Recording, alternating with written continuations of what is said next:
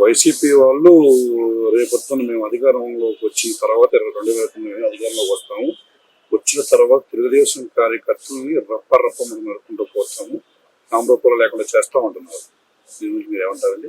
ఒకటి, వాళ్ళు గుర్తుపెట్టుకోవాల్సింది, వాళ్ళు ఏదో పాలెగాళ్ళ రాజ్యంలో ఉన్నట్టుగా వాళ్ళు ఇక్కడ చంపేస్తే చచ్చిపోయేదానికి ఎవరో సిద్ధంగా లేరు. గుర్తుపెట్టుకోండి, ఇప్పుడు భారత ప్రజాస్వామ్యంలో ఉన్నాం. గత 5 ఏళ్లు రాజారెడ్డి రాజ్యాంగం నడిపించి ఈ విధంగా రప్ప అన్నందుకు ప్రజలు ఎక్కడ కూర్చోబెట్టారు? 11 స్థానాల్లో కూర్చోబెట్టారు. అయినా మారకుండా మేము ఇట్టే నరుకుతాం, కోస్తాం, తురుగుతాం అంటే ప్రజలు రేపు భవిష్యత్తులో గుండు సున్నా ఇస్తారు. అది గుర్తుపెట్టుకోండి. రాజకీయ పార్టీ అన్నాక ప్రజలకు మంచి చేసే దాని గురించి ఆలోచించాలి కానీ అంతేగాని వీళ్ళని చంపేస్తాం, వాళ్ళని చంపేస్తాం, రప్ప తోసేస్తాం అంటే ఎవ్వరు చూస్తూ ఉండరు. ప్రజలు రానున్న రోజుల్లో వాళ్ళే వైసీపీ పార్టీకి సమాధి కడతారు. ఈ రోజు రప్ప బోర్డులు పెట్టుకునే వాళ్ళకి కూడా సమాధి కడతారు ప్రజలు ప్రజాస్వామ్యబద్ధంగా. అది గుర్తుపెట్టుకోవాలి. ఏంటంటే రౌడీయిజం చేస్తాం, చంపేస్తాం అంటే గతంలో మీకు ఎందుకు 11 ఇచ్చారు? 11 స్థానాలు ఎందుకు ఇచ్చారు?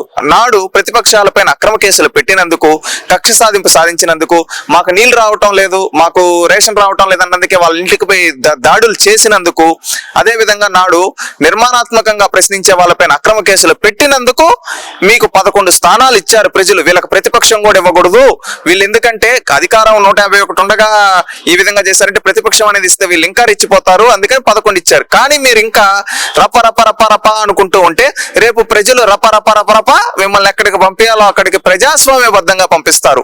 మీ పాలెగాల మనస్తత్వం పక్కన కొదిలేయండి. రాజారెడ్డి లాగా, రాజశేఖర్ రెడ్డి లాగా, జగన్మోహన్ రెడ్డి లాగా పాలెగాడు మనస్తత్వం వద్దు. ఆ మనస్తత్వాన్ని పక్కన పెట్టేసి ఇప్పుడు భారత ప్రజాస్వామ్యంలో ఉన్నాం మనం.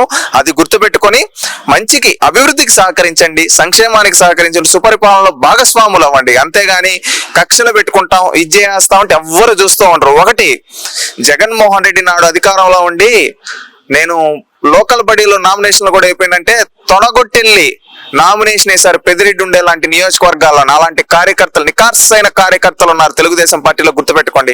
మెడ మీద కత్తి పెట్టినా పక్క నినాదం వైపు చూడకుండా ప్రాణాలు వదిలేసిన కార్యకర్తలు, అలాంటి రక్తం తెలుగుదేశం పార్టీ కార్యకర్తలది.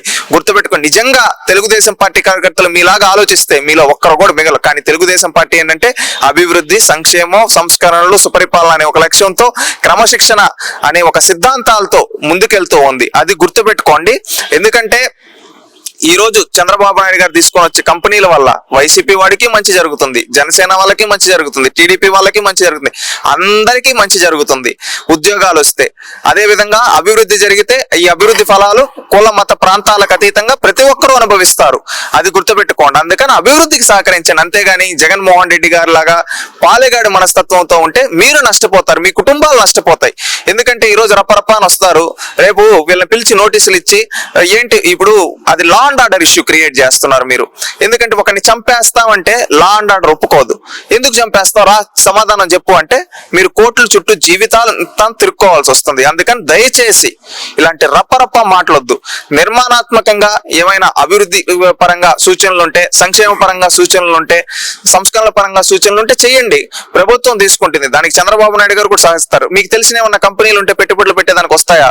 రమ్మని చెప్పండి, సహకరిస్తాం, క్రెడిట్ మీకు ఇస్తామని లోకేష్ గారు అనేక సందర్భాలు చెప్పారు.